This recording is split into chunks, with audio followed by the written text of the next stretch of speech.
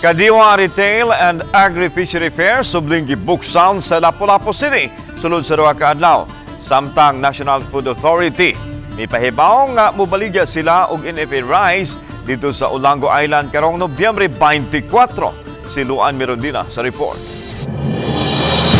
Human gidugok sa daghang mamalitay ang Kadiwa Retail and Agri-Fishery Fair sa dakbayan sa Lapu-Lapu niadtong Setyembre 14, laing Kadiwa Retail and Agri-Fishery Fair ang gibuksan sa dakbayan sugod karong adlaw hangtod ugma.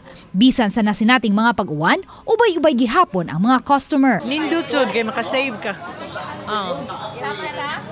Aning bangos 200 ra. Ilang tanong ng tad barato pero nagdali ko kito ko apo kwaon. Okay, bao na akong tawagan si ate nga pareon. Kay mao man niyang paborito. Kita nila atong September nga murag successful kaayo.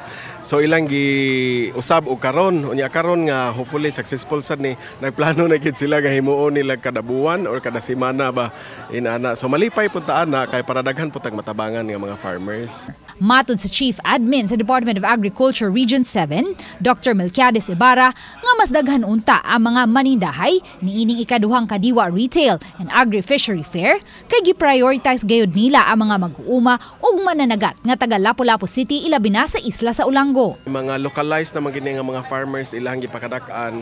So ilan na gyung gikuha tong mga farmers o Fisher Folk Association nga nasa isla ilabang nila diri para makabaligya. Nasayang lang kay nagrafsis. Samtang gipahibaw usab sa branch manager sa NFA Cebu, Ani de la Serna, nga hayan sa Nobyembre 24, adunay mga NFA rice nga mapalit ang mga taga-isla sa Olango. Actually, nami baligya nga NFA rice pero ang gusto manggod ni Mayor dito namo sa Olango ibaligya. And then as of today, murag na-postpone kay kuan man high waves kuno, so murag gipostpone to November 24. Uban ni Marlon Melgazo, Luan Mirondina, Balitang Bisdak.